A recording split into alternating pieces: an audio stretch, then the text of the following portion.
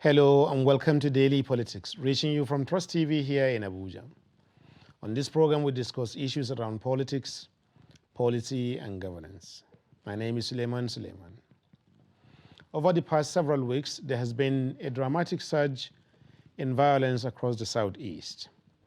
Nearly every day in recent weeks, there are news reports of people being killed or injured in one or other of the five states of the southeastern Nigeria. Early this month, for example, an army couple was beheaded in Imo State. And at the weekend, an Anambra lawmaker, Okechukwu Okoye, who represented Agwata 2 constituency in the state's House of Assembly, was also beheaded and his severed head hung on a spike. And this morning, Daily Trust reported that a woman, her 4 children, and 6 others were killed in the same Anambra State. Most of this violence is committed in the name of the separatist agitation by the indigenous people of Biafra, IPOB, and its militia wing, the Eastern Security Network, ESN. So tonight, we ask, why is there a rise in violence in Southeast? What does it portend for the coming 2023 elections? Above all, what does it portend for peaceful coexistence in Nigeria now and beyond the elections? With me in the studio to discuss these issues is Dr. Kath Onunuju, who is DG, the Heritage Center, Abuja. He is also a member of the People's Democratic Party. Also in the studio with me is Malam Ilyasu Gadu, who is columnist and now, who is Daily Trust columnist and now senatorial aspirant of the People's Redemption Party, PRP, for Taraba South Senatorial District. You're most welcome above. Thank you. Thank you. I'm glad to be here. It's all right. But before we continue, we'll take a short break. When we return, we'll be right here for you. Stay with us as well.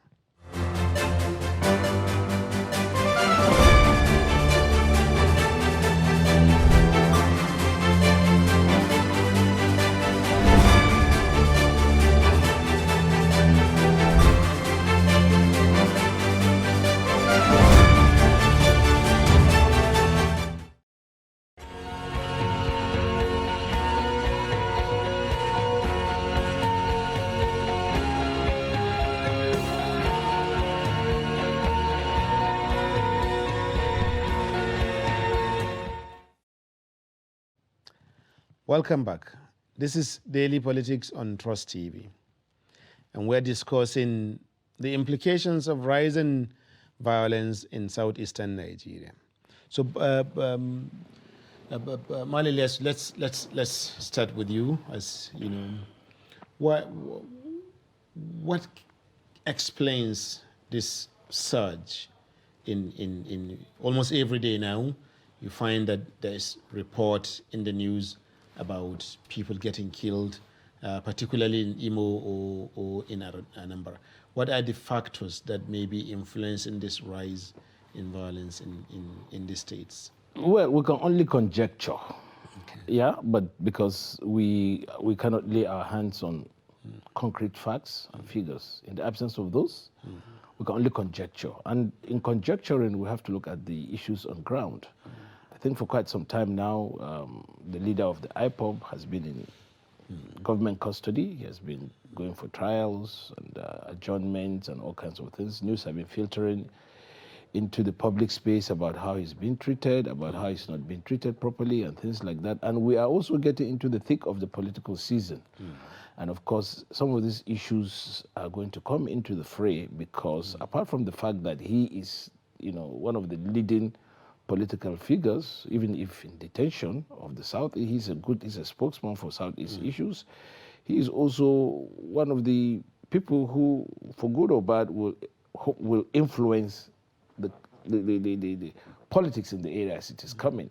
And of course, some of his lieutenants are feeling that he should be out, or whatever he is purported to have committed should be allowed to come out and be free, or his trial must proceed expeditiously, so he could come out and be part of the political scene. So now that perhaps is what is foiling this, because it's like the people who are aggrieved, his followers, feel that, look, without him, the politics of the Southeast and of Igbo land is not complete, or may not be complete. And in the absence of the governors and the leading political figures of the area seem to have hands off the whole thing, and they are looking the other way, more interested in their political causes than in taking up this matter. So the gap is being filled by people or his lieutenants who feel that, look, why should you be interested in politics or in pursuing your political careers while our leader is being detained? And we cannot let you have peace if you don't, if you don't work towards the release of our man. And of course, when Soludo came to power in Anambra, there were initial hopes that he was going to help because of the statements he made, but somehow some of the issues, some of the policies he pursued, they seemed to the leaders of, the lieutenants of IPOB came to realize that it was not it was going on the trajectory that may not be, in favor of their cause. So they are trying to let him know that, look, we are going to compete with you in who holds the power stakes in Anambra State and perhaps in Igbo land. Interesting. So, Dr. Kath, one implication of what Marlon Elias has just said now is that we have now got to a point where Nnamdi Kanu, the IPOB leader, or at least his arrest, is now in a position to influence political events, including violence and killings in southeast Nigeria. Do you agree with that? Yes, I agree. Malami Eliasu is very correct. In the first language he said conjectures. Okay. These are conjectures. That's why when you say killings, and I say, where are the evidence? There are killings, and I condemn those who do these killings, and I condemn also those actions. But we don't have evidence as to who is doing it. Why do I say this? Okay. In the year 2020, crisis started brewing in IPOB. And in that year, at around October, November, Nnamdi Kanu sacked his number 2, called Uchemefo. And most of us here in Nigeria started listening to those crises in London. My word was, if this organization is going to splinter, it will be a problem. It will become something nobody has control of, and that will bring its own. When Uchemefo now returned back to Nigeria, he teamed up with Asari Dokubo, and they formed what they called the Biafra Customary Government. Asari Dokubo of the Niger Delta Movement People Volunteer Force. Yes. He now teamed up with Uchemefo, and they formed the Biafra Customary Government. Okay. Now, we started seeing those splits, not just from stories of what happened in London. We saw them now take root in operations. But in general, Asari Dokubo, I think, has been critical of the whole of Biafra movement. He has released videos. Listen, that is exactly the root of that. Okay. It was when he now teamed up with those splinters, you saw him now started criticizing, editing Nnamdi Kanu. Understand that? Then later on, we now found out that there are over 30 different pro-Biafra groups. And then they got into a business of the enemy of my enemy is my friend. That was why you started hearing such words of criticism, like you were saying, Asari Dokubo started criticizing them. That's where the problem comes. When you have such movements splinter due to implosive infightings, it's a problem. So when the killings started coming and the violence started coming, I asked myself, and I told some friends, I said, this is a problem. Who are we going to say is doing this? Because when you saw those violences, and I knew when the British Home Office then made a pronouncement last year at the beginning that they were not going to provide asylum to those like IPOB and others who opposed Nigeria. Nigerian government was not happy. The Home Office pulled down that document. for Nigerian government to bring enough evidence to show that they are right, that those people are a terrorist organization. Don't forget where this problem came. Nigerian government, even before the onset of violence, proscribed IPOB when it wasn't involving violence, just because they were mouthing the word Biafra. And I understand that. Since after the Civil War, nobody mentions such word easily. But now you have a band of new young people just mentioning it. Of course, the government was bound to say, what's going on? I thought we've said this is what's wrong with the young people. But then I also remembered in the handover documents of Biafra, they said, if you don't treat well and you allow the issues that gave rise to the problems come up, the children might rise again. And my mind went there. Just like you saw Justice Odili say the other day when she was retired, that incidences we saw that gave the starting points to crisis in the 60s seem to be occurring. Who do I blame most? President Buhari and his weaponization of nepotism as a policy of state. So that's why I saw both Asari Dokubo, I saw both Nnamdi Kanu and Sunday Igboho as all sociological reactions to Buhari's employment of nepotism as policy. Now, as he climbed up... Excuse me. Yes. Maybe most people listening will think you are conflicting two very different and two equally very serious issues together. It is one thing to accuse any government of nepotism, of not appointing perhaps... No, not just appointing. Okay. The nepotism is everywhere. Even the ethnic cleansings on the ground, that's also nepotism. Excuse me. Those nepotism is also nepotism, yes. Nepotism of any is kind. well established. Nepotism of any kind. Yes. You know, nepotism of any kind.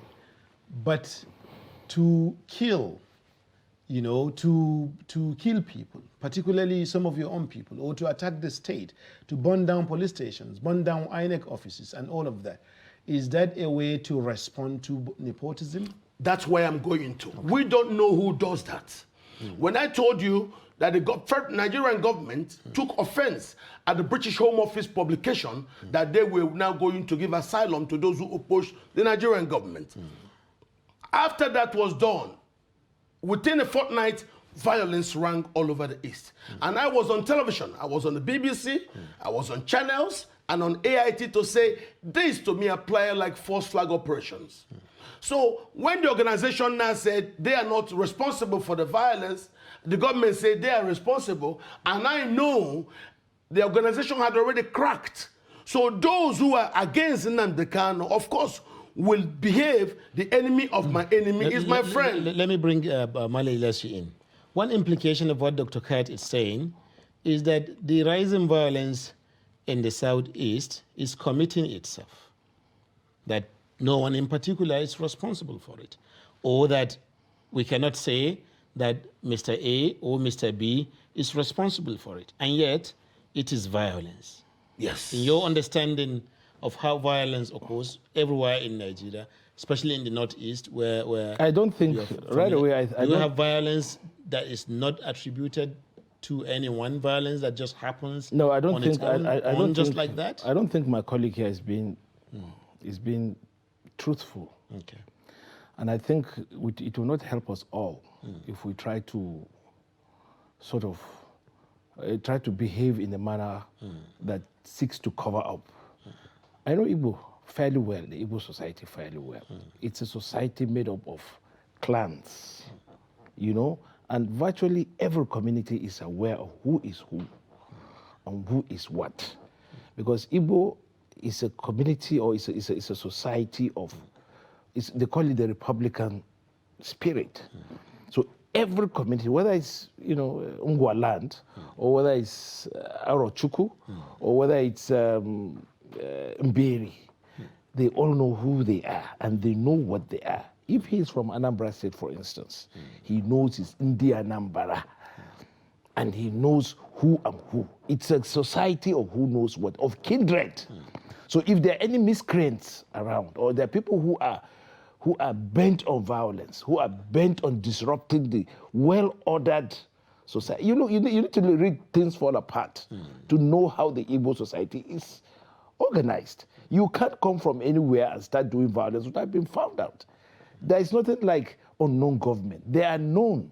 Okay. And if they are not known, the society people, the local chiefs, they chase. We see it on Nollywood. We see how they are organized. We see how immediately people who come from outside the community come in and start to create trouble or do trouble. They are ferreted out and dealt with according to the laws of the land or according to the laws of the locality. So in this case, there is no hoodwinking that these guys are not known. They are known government. But for some reason or the other, we are, just like in other parts of Nigeria, we are, existing in denial. And at the end of the day, in aid of what?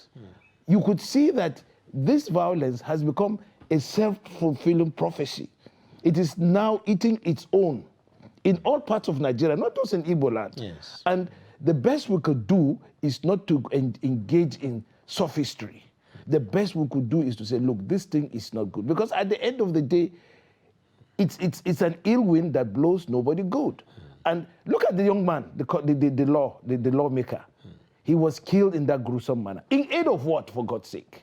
Is it for any political reason? Is it for any communal reason? Is it for any disagreements? And for what reason? How? In that gruesome manner. We must be able to say, look, whether it's in the north, northeast, northwest, north central, it has come to the point where we must say, look, point out the people involved in this and deal with them, and not to engage in sophistry or anonymism. And then at the end of the day, we all get consumed by what's happening. Thank you. I like that term of anonymism, violence, murder, killings of people cannot be anonymous all the time. You can have an anonymous occasion in which maybe something happens and it's difficult to find out who exactly did it. Maybe once in a while you can have that, But repeatedly, unknown government, repeatedly, and people are dying. And the scale is rising, the scale is rising. And people know, everywhere in the country, people are aware that there are IPOP people, that a group that is proscribed, and they have a militia wing called ESN. So with this, how do you keep, how do you rationalize or justify the idea of unknown government in a sea of violence all the time? Because we are dealing with a government that is fundamentally dishonest. So if IPOB say we didn't do it, it is now for me to either choose who to believe or who not to. We've had over 200 violent actions. We've not had any arrests and prosecutions. That's what shows society. So that's why I'm telling you, I condemn the killings, but I cannot tell you I know who is doing them. Okay. My suspicion is, I follow Abacha's words. If it lasts for 1 week, the government knows about it. How come nobody's been arrested? No prosecutions? Is that normal? That's very abnormal. I condemn the killings, and I know killings occur. And even most of them who do, we speak Igbo. But who are they? I ask you a second thing.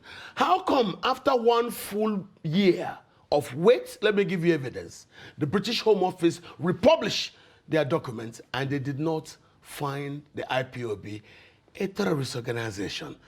And yet, in this country, the British, let me just finish. The Britain, I don't think it's important in Nigeria, Britain has the largest intelligence gathering platform in Nigeria. If you were in Nigerian government, yes. If you are in Nigerian government, I don't think you what the British government thinks, because the issue is not in Britain. The organization being in discussion now is not in Britain, and it is not Britain that suffers casualties. So Britain can afford to play politics with, because the lives involved are not the lives of British people. The properties that are being destroyed are not British properties. They are the properties of Nigerians. So it is Nigerian government, Nigerian, situation that matters here. And it was a court of law in Nigeria that declared IPOB terrorists, just like it took a court of law to declare the bandits in the Northwest terrorists. This has nothing to do with British governments. But let me steer you away from that a little. Do you not feel that this anonymity that we ascribe to dangerous killings of people is actually ennobling it? Because if it happens, we're happy to accord no responsibility for it to anyone. No, I think what enables violence across the country is the hands-off strategy of the Buhari administration, nothing else. If Buhari administration wants the violence to stop, they will stop. Thank you. If they want them to continue, like they seem to love them to continue, that's why violence spreads across the country. People blew up a train, nobody was arrested. People kidnapped generals and killed generals at the NDA, nobody was arrested. People stopped the Kaduna airport from functioning, nobody was arrested. People shot down an Alpha jet, nobody was arrested. So if you have such a government that does not react when lives and property are at risk, what do you want me to think? What do you expect Nigerians to think? So I blame the Buhari administration for all the violence across Nigeria. If they want to stop these things, they will stop them. But I know, and that's why I'm suspicious.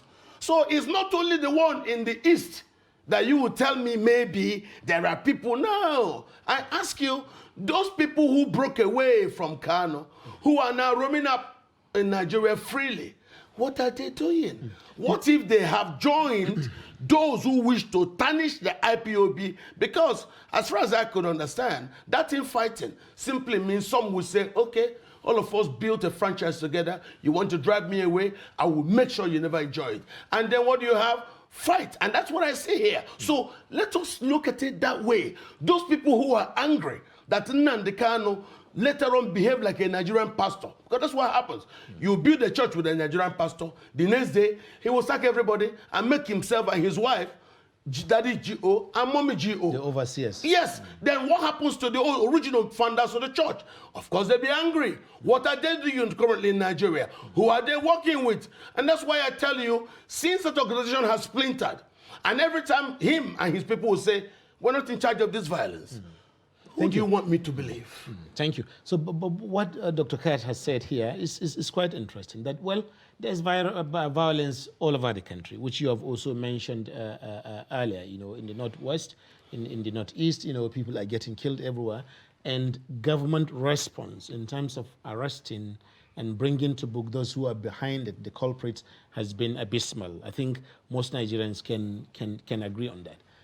But do you think there is still a difference in how members of society, apart from that point, you know, react to this violence in ways that may or may not sustain it? For example, in the Northwest, at least there is admission that this is done by so and so and so kinds of people, you know, rather than to say, okay, the violence is just happening, nobody is responsible for it. What do you think? First off, I think I would like to align myself with his position that the government's treatment of the violence and insecurity in this country has been very, very abysmal, criminally abysmal. And I believe that to a very large extent, the government, you know, owes a duty. In fact, the government is very much culprit in what's happening, because it has happened. I mean, one of the mandates, one of the mantra of this government before it came to power was to tackle the insecurity. But it has morphed beyond what we knew it before. And all what we've been getting are excuses. And what he said right is that these things are happening repeatedly all over Nigeria, and there's not been any solution or any attempt to even actually get to grips with the whole thing. So perhaps, yes, that is it. But that does not, by its nature, that does not preclude or, you know, it should not make us to believe that this violence is being perpetrated by unknown people. There are people know. It's for you to do these things repeatedly. There is just no way that you can be unknown. I mean, first of all, you need to have a staging place, a training, you know, deployments and all that. These are things that cannot be done without the knowledge of 1, 2, 3, 4, 5 people. At the moment these things are known, it's known. But of course, as we said, that a lot of Nigerians are living in denial. We have politicized violence in this country. Violence has become an instrument of political, engagement. Okay, it's like, it's copycat violence now all over. Oh, if Boko Haram can do it and get away in the Northeast, why can't I do it? After all, it's the same thing. And so the security agencies are at a loss what to do. And we have all because the security agencies, whether it's the military, police, DSS, and the rest of them, are bewildered what to do, because some of these things are actually allowed to go on because of political correctness. You don't want to handle this thing because you're afraid that it's going to affect you one or affect your political fortunes or things like that. Let's agree on that.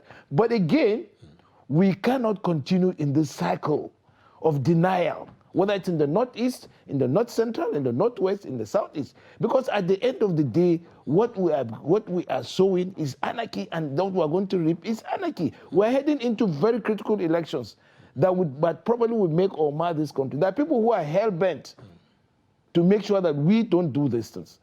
We don't get this thing, get it through. And we must, the politicians you can see now, they're more interested in pursuing their causes rather than even going at, none of the political figures running for offices are even talking in a manner. Thank you. That takes me to the local level of governance. It's fine to say that the federal government has not been up to the scratch as it should, and few people can disagree with that, given the overwhelming evidence of that, not only in the Southeast but across the country. But what about local level governance, the state governance, the traditional authorities and so on? What about to what extent have they also been involved or not involved, contributed to the escalation of violence in the Southeast? The only way the local authorities can be ascribed a duty is to allow them the authority to own and dispense force. And that's why everybody said state police. Okay. Today, all manners of coercion and use of force belongs to the federal government. So if it is all in the hands of the federal government and President Buhari is in charge of all that and he fails to act, you see why I tell you, the nationwide cascade of violence, I blame on Buhari's administration.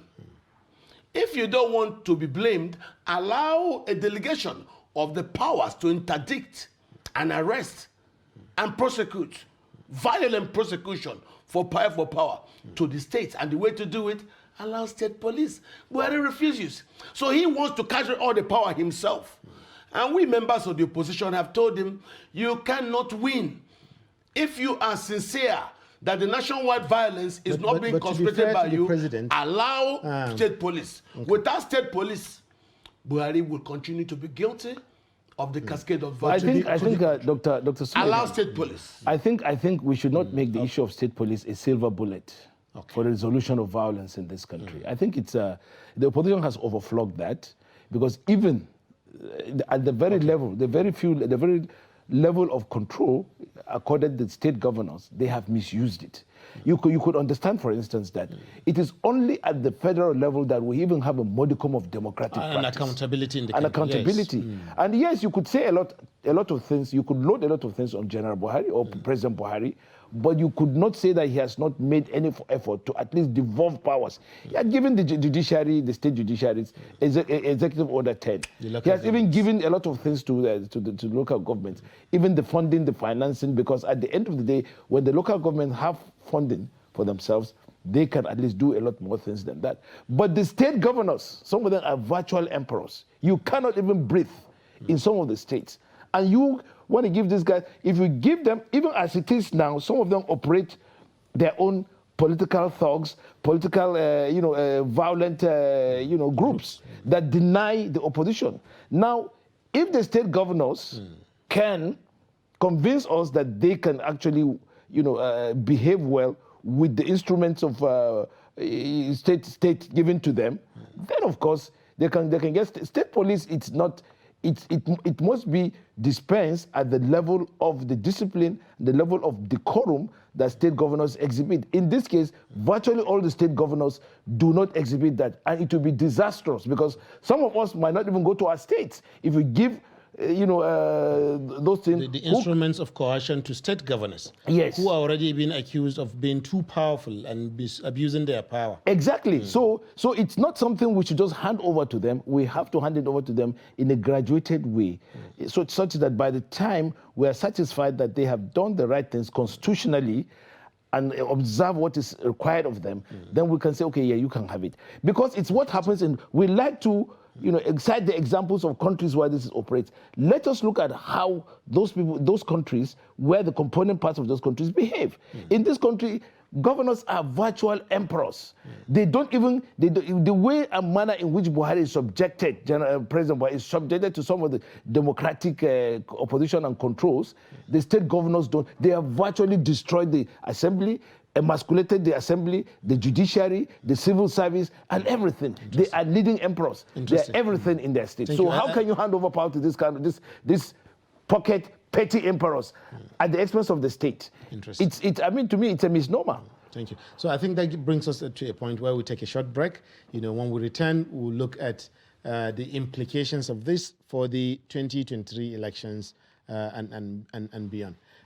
Thank you for staying with us, our viewers. So far, we've been discussing the rising violence in the Southeast, and especially what this might mean for the upcoming elections and for peaceful coexistence in Nigeria.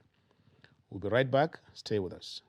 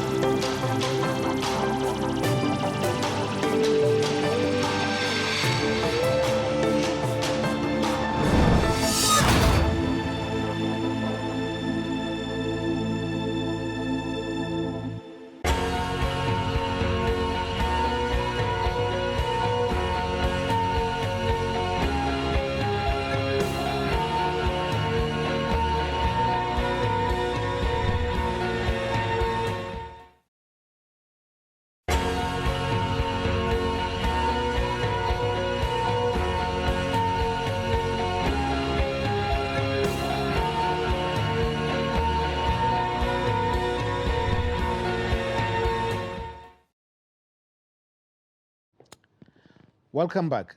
This is Daily Politics on Trust TV, and we're discussing rising violence in the southeastern Nigeria and its implications for peaceful coexistence during and beyond the 2023 elections. So, Dr. Kat, let me continue with you again.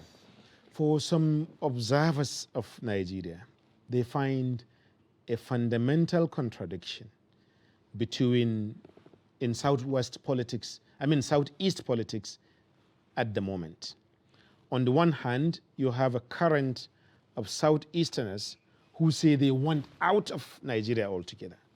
You mentioned earlier that the term Biafra has become even more popular than it used to be. Young people freely adopt it. At least IPOB is the agenda that they are fighting for. They want a republic, a separate country called Biafra, which would be taken out of present-day Nigeria. That's what they want. On the other hand, you still have another current in the southeast that wants an Igbo presidency. They would like to see an Igbo person or someone from the southeast, become president of the Federal Republic of Nigeria. Not president of Biafra, but president of Nigeria. Don't you see that these contradictions are irreconcilable? I think you're wrong. Okay. You're wrong because you probably forget our recent history. At the time of the annulment of the election of 1993, I lived in Ikeja, Lagos. And every morning, it was a ritual. I'll come out and we'll march along Allen Avenue. The Yorubas were restive. They were campaigning for what they called Oduduwa Republic, championed by young people called the Odua People's Congress, OPC. It was the same. And because of that crisis, arising from that annulment, Nigerian leaders everywhere thought the best way to do it was to situate the Southwest. That was where President Obasanjo was brought out of prison, where Abacha put him, and some way, somehow, stakeholders were told, nation building, let's douse it. Obasanjo became president. I have also seen this when the Niger Delta Republic went deep into the same agitation, and we were calling them Niger Delta militants. They said that there was massive hydrocarbon exploitations in their place, and they have nothing. They want out. We also came somewhere, and President Obasanjo brought President Goodluck over here as VP, and the rest is history, as later became president. So we've had that history of reactions by younger people. It also happens here in the north as I'm talking to you. If from Borno State, suddenly a Sunni insurgency, which became massively known as Boko Haram. What they wanted, they don't want Nigeria anymore. They want their own emirate. So it's not like what's happening in the East is new. No. So now we have that now in the East. Some group of young people that they are not happy with the way their elders have engaged with Nigeria. They want out. It is purely a replay of what happened in the Southwest, in the South-South, and in the North. So what is the truth? Young people have every right to be angry. Like when you saw the Yorubas doing OPC, it didn't mean every Yoruba man wants out of Nigeria to create a Yoruba Republic. When you saw young people in the north doing Boko Haram, they want their own emirate. It didn't mean that everybody in northern Nigeria actually want to break out of Nigeria. Today we have the same thing that occurred in the Niger Delta. Nobody said President Goodluck wanted out of Nigeria and created a Niger Delta Republic. It is the same in the Southeast. That you have a group of young people led by a young person also agitated. We want out of Nigeria. We want our own country because we are not happy at the way Nigeria has treated us. And that was why I told you that part of that agitation were simple reactions to President Buhari's weaponization of nepotism. So now, the way to go about this is that you don't stop thinking that though you have crazy drivers in Lagos, in the Niger Delta, in the far north playing Boko Haram, who told you there won't be crazy drivers in my own motor park in the Southeast? Interesting. So it is wrong for you to now think that what happened across the country now happening in the Southeast, that somehow people in the Southeast are different. No, Igbos don't want out of Nigeria. Take that from me. Okay. The reasons why, me personally, I don't agree with the Biafra now objectives is very simple. Because I believe resolving the Nigerian conundrum takes a consensus agreement from all the ethnicities. Don't forget, it's a young country. Absolutely. It's a young country. So we are a country marching towards nationhood. Nationhood will occur when all of us agree, because you know nations are experiments. Let us agree. And that's why we were saying, let's agree to live as a federation. In that federation, just like Malam Ilyas was saying, no, you're not the one to give them state police or allow them to have autonomy.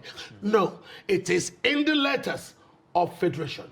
If it's a federation, the federating unit should have some modicum of autonomy in certain things, so that in the center, we will probably have a central bank in the center, customs union in the center, general taxation in the center, as the FIRS does, a common defense, common air transportation. I think there is nothing wrong with agitations. It's allowed by our laws. Don't see the agitations in the East as different from the agitations in the North, in the Southwest, and in the mid-country. It's all the same. Maybe in summary, if I were to summarize what he said, is that the agitations for Biafra in the Southeast, and it has to be added, the violence associated with it, in the Southeast, in the name of Biafra, is also a kind of political or an instrument, one expression of the dissatisfaction with the present system or negotiations, political negotiations for the Nigerian presidency. How is that reconcilable? Because the context that you cited in the Northeast, in all those cases, they were ended with the presidency. Excuse me. The Niger Delta got the presidency. Excuse me. The Southwest got the presidency. No. The North got Buhari. In all these cases, most people would see that there is a clear difference. For example, no one from the Northeast has even become president yet, up till this moment. No one. Buhari is not from the president. Yes. Atiku became vice president. That was even before Boko Haram, before anyone even heard of anything called Boko Haram. Obasanjo became president. Excuse me. And in the Southwest, that 1993 that you cited, at least somebody from the Southwest had stood for election and presumed winner of that election, but it was annulled. So you can understand what such agitations would be for. They will be specific. Or do you feel that they are the same? No, I think you know, the arguments do not fill all the gaps. You know, in the case of the Southwest, it was enabled by military fiat. Okay. By the military fiat of Abdul Salam Abubakar, acting perhaps in conjunction with General IBB. And that is to assuage, most likely to assuage the June 12 annulment that that's IBB, did. And so, of course, the political configuration was that, okay, let's see how we can, you know, compensate, so to speak, the Southwest in form of somebody from that area becoming the president. That was a military fiat. Now we have a democratic setup where, of course, ideas compete, discussions such as this, where ideas will come together, crystallize, and then we'll move on like that. Now, if you think what happened last year should happen this year, we have not made any progress. We now have a whole public space enabled by the Constitution for people to freely interact, to canvass issues. The issue of Biafra, there's nothing wrong in it. Even America, I mean, several years after the end of the Civil War, we still have the Confederacy. People, flags have been to the United States. People would have Confederate flags. You go to Tennessee, all those southern states, you see all kinds of things. They're there. They're part of the discourse. It's there. In parts of Europe, even in parts of Europe, you still have those things. And by the way, let me tell you, let Nigerians have a sense of perspective. What we see today in Europe was something that has been at work, a project that's been at work since, in some cases, like in Britain, since 1215. Yes. In the first republic in the whole world was the Netherlands in 1645 or 1648. And then all these things have been evolving to a point where these states now sufficiently got to a point where, look, we have reached a maturity position where we can organize this and organize that. In Nigeria, we want to load everything in the state that, as he said, is young, and that even the political class do not even know the mission or the vision of the country. And then you are trying to, it's like just trying to apply an electrical, you know, device that can only be accommodated, or that cannot be accommodated by the plug you are going to put it in. So let us be able to look at this things critically and prospectively. Let's not in any way try to apply situations or solutions to situations that do not. Yes, the agitations, there's a lot of agitations to go around. There are agitations in the North Central, for instance, where I come from, for marginalization and domination. Yes. The agitations in the Northeast for not being even, not being even considered for even the presidency of this country, having been part of it. There is agitation in the North Central. There's everywhere. So at the end of the day, it all behoves on us, all Nigerians, to get together and say, look, hey, there's enough agitations. Let's sit down to a conclave and decide on how to go about these things in a manner that is amicable. Now, if you are asking for Biafra, fine. There are conditions. There are constitutional conditions for doing that. And you could start it from that position and create awareness about it. And let's see, because this is a fragile system that needs to be tinkered with. either by these actions or the actions. At the end of the day, we get together and say this is what we want to do. But you see the contradictions, and you didn't even add the third angle to the Igbo agitation. Some are asking for Biafra, some are asking for presidency, some are asking for referendum. Now, referendum would perhaps lead to autonomy, because that is the easier of them all. Because you're looking for Biafra, that is problematic, to be candid. If you're looking for Igbo presidency, it's doable, it's possible, but then I have not seen, you know, the mechanisms by the Igbo leaders themselves to engage Nigeria to do that. Thank you. And they're looking at the template. You see, lightning cannot strike in 2 times in a place. You know, when it happened in the southwest, it may not necessarily the same formula may not necessarily happen in the north. Exactly. That's why some people feel that they have been intimidated, they have been bullied to surrender the presidency rather than to have it negotiated. You know, that maybe a better process would be for the Southeast, its politicians, its youth, you know, everyone, you know, political parties, politicians from there, to negotiate about how to achieve an Igbo president for Nigeria in a more peaceful manner, rather than intimidate with IPOB, you know, and resort to violence either against the state or against local citizens or against citizens from other parts of the country. I do not feel intimidated by Boko Haram. Okay. I was living in Ikeja in the days of OPC. I was never intimidated by it. I wasn't intimidated in Port Harcourt about the Niger Delta insurgency. I am currently not intimidated by the Fulani slow motions war. I believe these things are normal in a society. And I want to bet you we've not seen the last of agitations. Why? It's a young country. After the British left, we never lived as a country, as a nation.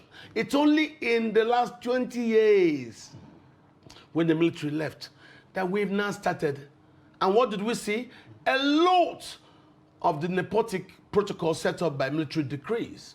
As they now came into operation, a lot of the people are saying we don't want it. That's why they said restructure. Restructure is inevitable. If you want the Nigerian project to work, you must devolve power to the federating unit. It is not go come. You cannot stop it. Nobody can stop it. Let me interject just once. About this devolution. If you observed, particularly in the case of state police, because this idea of state police is the first thing, or one of the first things people mention when they talk about restructuring in Nigeria. But the southwestern states, you know, they individually at first and then collectively together came up with something called Amoteku, a security network specific to that region.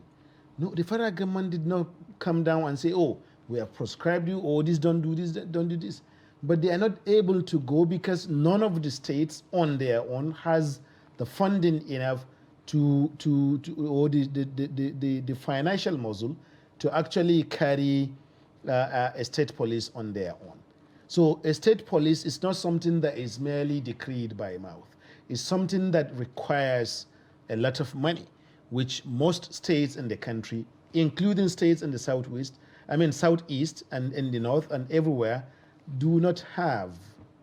So how do you restructure? You're wrong in that. Every society, the easiest thing for every society is to police itself. In that you're wrong. Interesting. So the cost of policing will only depend on how you wish to escalate. In the local Alkali police, it's a police. The local vigilante is a police. So, but it depends on the quality of equipment you give them. In Nigeria, it's only recently that we started buying armored personnel carriers for police use. In the United States, the police departments of New York do buy those things on their own. So it is how far we have come as a society that you're probably referring to. It is not expensive to police yourself. Every society that has been successful on earth have been the societies built on rule of law. And you cannot have rule of law without a police unit to police the law. So the oldest thing humanity has had is policing.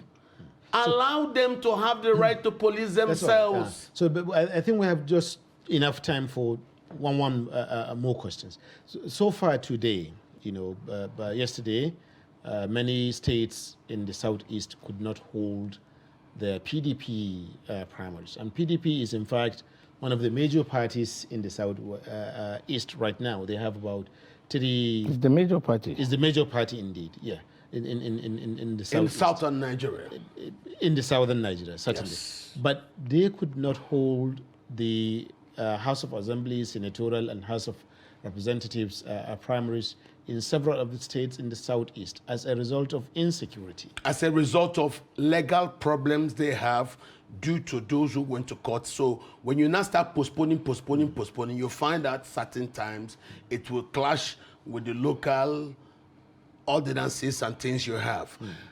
The thing still stops at the federal government is not willing to share power with the rest of the country. No, I don't think so. Devolve the power, share power. I don't think so. I don't think so. Share power with Nigerians is our country. Don't delay it. First of all, Just I one think minute. No matter what you do, watch me today. Yes. It's only delayed. Nobody can stop it. All of us will share power in Nigeria. It may not happen now. If not now, it will happen tomorrow. If not tomorrow, it will come next tomorrow. This country belongs to all of us. Malami, I don't know if you were born in Nigeria. I was born in Nigeria. So let's hear from him. Yes. What I want to say that it's let's not be simplistic, and let's also not be sophisticated. I mean, let's not apply sophistry because it beclouds the issue. We want to have the rule of law, but what is the temperament of those who are custodians of the rule of law? On the one hand, they go after the perks of the offices, but they are deficit in the temperaments that require them to apply the rule of law. You cannot, for instance, see a Nigerian governor in the popular queue with everybody. You can't. I have been in a queue abroad with people who are governors, who are rulers of countries that I've been to. This is the temperament we talk about. And we are talking about sharing power. He is of the opposition. When it was his time, did they do it? Yes. They didn't do it. We shared and power. in any case, I'm not speaking for Why Buhari. didn't the PDP, for example, We shared restructure power. I'm not Nigeria? speaking for General Buhari. Yes, you are We not his shared party. power. But General I'll come Buhari to you. came up with Executive Order number 10, in which he attempted to give power to the judiciary. He attempted to give power to the legislature in the states. He attempted to give power to the local government in terms of financing and all that. The same governors who are asking for power, devolution of power, kicked against it. In fact, they twisted the legislature not to agree to it. So you could see the kind of incongruity. It's easy, talk is cheap. Yes. But when it comes to doing the things, they don't. I said it. Governors in this country are the real problems, not the federal government. Let's face facts, because they are, where it concerns the need for them to observe the rule of law, they turn the other way. They only do it where it suits them. And they should also be on the pedestal. Because at the end of the day, it's not just the federal government that is the culprit. The state government have as much to do, even much more to do, because that's the level of governance that you and I are affected. Yes. And there's deficit in that particular level. Thank you. So as a final question, just before we close, do you have any confidence that as things are going now with the rise in violence, with elections and primary elections being disrupted across the southeast and so on, how confident are you that we're going to have a peaceful 2023 general elections in the southeastern states? It all depends on the federal government. If the federal government desires peace across Nigeria, it will happen. If the federal government wants to instrument violence by making sure there are no protests. Remember when I told you earlier, that's why I said everything is in the hands of the federal government. We are called a federation. The earlier the federal government understands there are federating units and start to respect their rights to devolve and share power with those people, the better for us. I am very optimistic about our tomorrow, irrespective of the nationwide cascade of violence, which I blame Buhari administration for being responsible for. Thank you. Malam Ilyas Gadu, senatorial aspirant for Taraba South under the platform of the PRP. Thank you for coming on the show today. Dr. Kath Ononuju, also PDP member, yes, and Director General of Heritage Foundation. You're most welcome to be here. Thank you also for staying with us. Our viewers, we're always happy to try to be here for you, to bring you discussions and issues around politics, policy, and governance, not only in Nigeria, but also beyond. Make a date with us tomorrow when we bring you another edition of Daily Politics. Thank you. My name is Suleiman Suleiman. Goodbye.